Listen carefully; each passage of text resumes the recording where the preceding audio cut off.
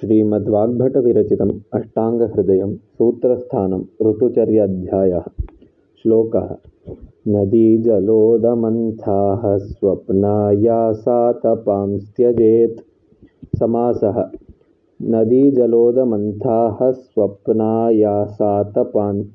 नद्यः च उदमन्थः च अहस्वप्नं च आयासः च आतपः च तान्।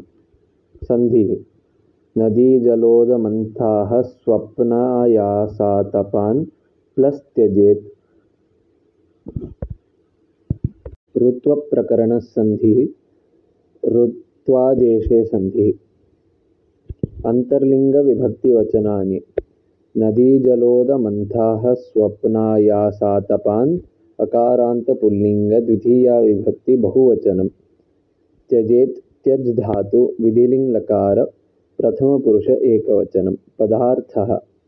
नदीजलं रिवर वाटर।